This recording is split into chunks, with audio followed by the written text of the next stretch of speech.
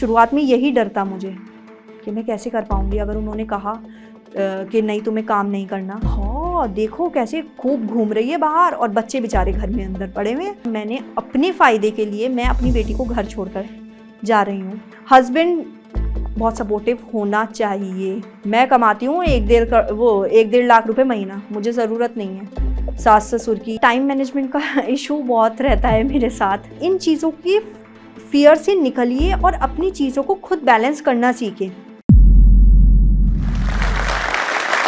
मैं सना खान स्वच्छ भारत अभियान की ब्रांड एम्बेसडर, फाउंडर हूँ एसजे ऑर्गेनिक्स की। एसजे ऑर्गेनिक्स खुद में एक ब्रांड नेम है।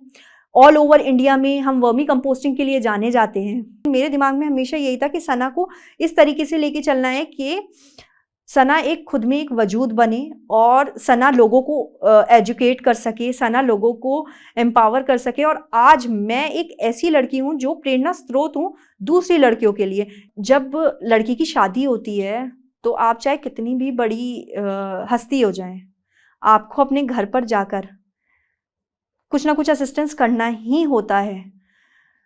शुरुआत में यही डर था मुझे कि मैं कैसे कर पाऊंगी अगर उन्होंने कहा कि नहीं तुम्हें काम नहीं करना। 2018 में मेरी शादी हुई, 13 अप्रैल 2018 में मेरी शादी हुई थी।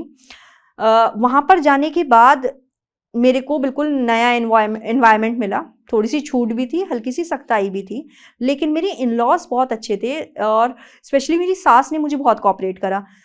बीइंग अ वुमेन वो चाहती तो मुझे उस टाइम रोक सकती थी कि मैं क्यों रहूं पूरे दिन घर, ये तो बाहर चली जाती है, लेकिन वो बहुत कोऑपरेटिव रही मेरे साथ। हस्बैंड बहुत सपोर्टिव होना चाहिए।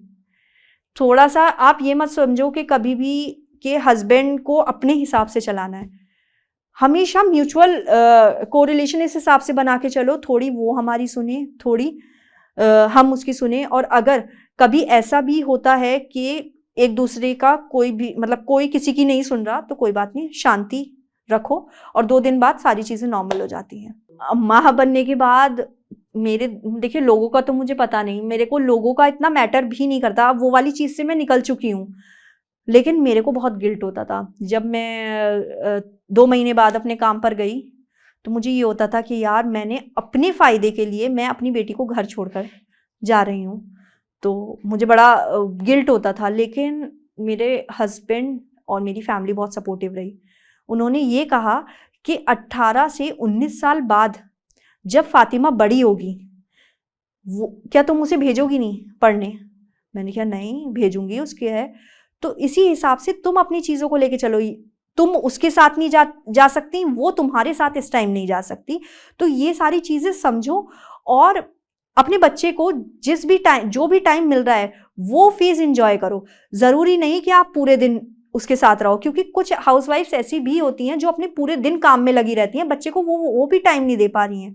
तुम अपने काम को भी लेके चलो और फातिमा को भी साथ में लेके चलो, लेकिन फातिमा के साथ जो टाइम स्पेंड करो हमेशा वो ऐसा फेज रखो कि जिसे तुम एंजॉय कर रहे हो और वो मेमोरेबल मोमेंट्स होने चाहिए। टाइम मैनेजमेंट का इशू बहुत रहता है मेरे साथ। मैंने अपने काम को मॉड्यूलेट कर रखा है कि फैमिली टाइम अलग और बिजनेस टाइम अलग। जो भी मेरे ट्रेनीज होते हैं, जितने भी लोग मुझसे बात करते हैं, वो सुबह 11 से 4 बजे तक के बीच में ही बात कर सकते हैं। इसके बाद मैं उन्हें नहीं जानती, वो मुझे नहीं जानते। क्यों? क्योंकि मैं घर पर आ गई हूँ। तो इस हिसाब से मैंने अपनी सारी चीज़ों को लेके चला। आजू बाजू वाले लोग थोड़ा सा भड़काते हैं, कोई बात नहीं अपना काम चलता रहना चाहिए और पॉजिटिव वे में चलता रहना चाहिए। थोड़ी बहुत देखिए फैमिली में, हर फैमिली में थोड़ी बहुत प्रॉब्लम होती है, लेकिन अपने अंदर हमेशा सब्र और समाई के साथ काम करोगे तो आपको कोई नहीं रोकेगा। थोड़ी सी उनकी बात सुन लो, थोड़ी सी अपनी बात आहिस्ता से कह दो। वुमेन सोचती हैं वो मेरे बारे में क्या कहेगा, ये मेरे बारे में क्या कहेगा। अगर मैं स्कूटी पे जाऊंगी तो वो बोलेगा बताओ स्कूटी पे जा रही हैं ये तो। और अगर मैं बच्चों को छोड़ के जाऊंगी तो वो कहेगा हाँ देखो कैसे खूब घूम रही है बाहर और बच्चे बेचारे घर में अंदर पड़े हुए हैं। और अगर मैंने ये नहीं करा तो मेरी सास बोलेंगी कि मैंने खाना नहीं बनाया है, ये नहीं करा है, वो नहीं करा है। तो इन चीज़ों की फियर से निकलिए और अपनी चीज़ों को खुद बैलेंस करना सीखें। अगर आपका बाय द वे बच्चा सुबह स्कूल जा रहा है तो आपके पास 7 बजे से लेकर 2 बजे तक का एम्पल ऑफ टाइम है, आप और उसमें कुछ कर सकते हैं। रही बात खाने बनाने की, खाना बनाना आप शाम में भी बना सकते हैं। कुछ ऐसे भी कर सकते हैं। देखिए वुमेन्स का सबसे मेन यही होता है कि आपको किचन संभालना है, तो कुछ फूड आप ऐसे भी बना सकते हैं जिसमें बस छोका लगाना होगा, तो वो हम सुबह जल्दी से छोका लगा के कर देंगे और अपना काम। It's up to you.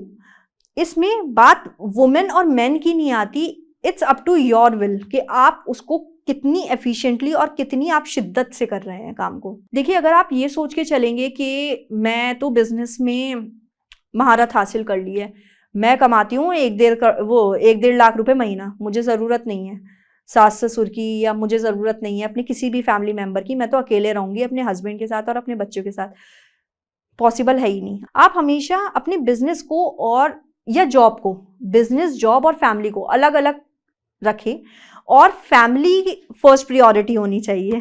देखिए कोई साथ नहीं आता, हमेशा फैमिली ही साथ आती है। आपके बुरे वक्त में ना सब आपको ताना मार के चले जाएंगे, अगर आपकी फैमिली आपको ताना भी मार रही है ना, तो वही फैमिली आपको शाम में गले लगाने के लिए मिल जाएगी कि नहीं कोई बात नहीं, चलो जो हुआ हो गया और अब आप आगे बढ़ो। तो इसी हिसाब से मैं कहूँगी कि फैमिली को हमेशा अपने साथ लेके चलो।